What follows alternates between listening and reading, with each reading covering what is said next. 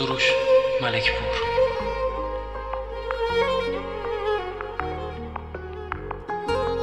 انگار نه انگار یکی داره برات میمیره، انگار نه انگار دل یکی برات میگیره، انگار نه انگار یکی شده برات دیوونه، انگار نه انگار یکی داره برات میخونه دیوونه.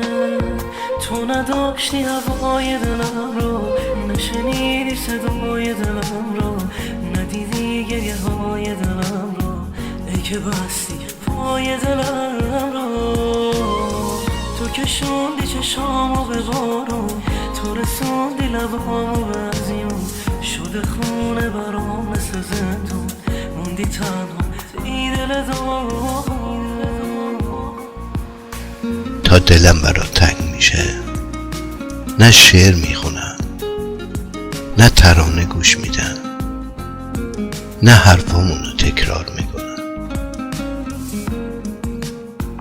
تا دلم برات تنگ میشه میشینم اسمتو مینویسم. بعد میگم این همه اون، پس دلتنگی چرا؟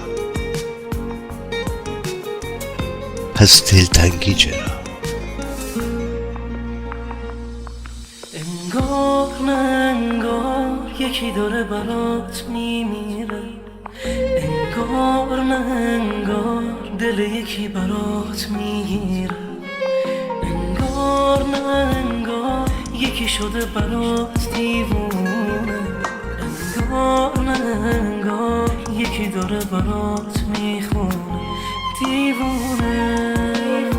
تو نداشتی هوای دلم رو، نشنیدی صدای دلم رو، ندیدی گریه های دلم رو، ای که بستی پای دلم رو. تو کشوندی چشامو به بارون، تو رسوندی لبامو به ازیون، شده خونه برام مثل زندون، موندی تنها ای دل دارم.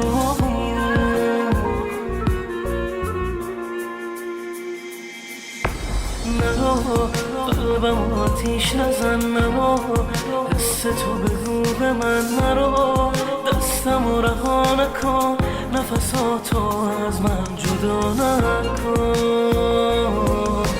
نرو بمون از خونه، نرو نگیر بهونه، نرو تو دلت میدونه واسه چی شده عاشق تو دیوونه. تو نداشتی هوای دلم رو، نشنیدی صدای دلم رو، ندیدی گریه های دلم رو، ای که بستی پای دلم رو. تو کشوندی چشامو به بارون، تو رسوندی لبامو به ازیون، شده خونه برام مثل زندون، موندی تنها ای دل دارم.